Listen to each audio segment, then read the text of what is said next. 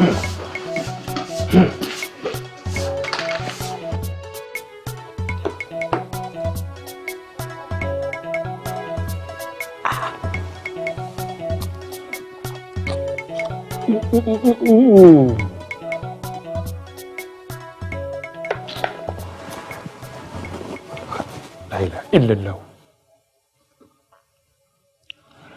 muna cikin walwalanmu muna cikin jin daɗinmu muna shagayarmu haka kullum aka gaba ka ce wai an hana karuwanci an rufe gidan karuwai wanda ibada shawara a rufe gidan karuwai da ofisin da suka rufe gidan karuwai da jama'ar da suka taru suka kawo shawarar kai ya isa ni ma ina ciki kana ji ina farin ciki yanda aka hana ka kai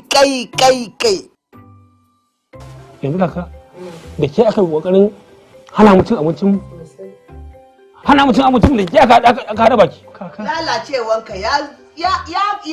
kai iyaka haba dan Allah kaka karfa ki manta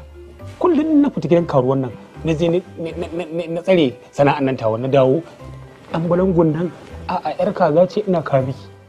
amma kuma yanzu farin ciki yayi an hana karuwanci to shikenan Allah ya sauke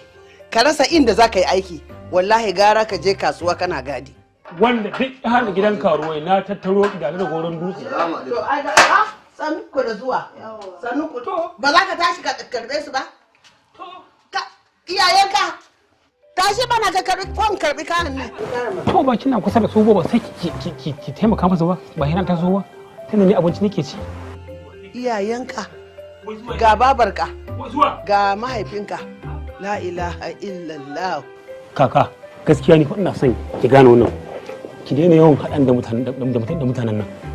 haba dan Allah dan annabi a ke dai tunan tashi ne ina san kina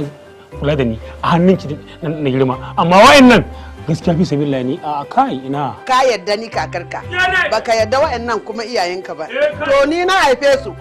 a kaka gaskiya fi sabilillah ki dai fito min da iyaye na dogaye kamar ke doguwa ce ni dogo ne amma wayannan sai dai soke ke ce min an yi fitan hanya shehu ni na haifi mahaifinka baka yarda da shi ba to hanni ma baka yarda da ni ba baba na'am ki haƙuri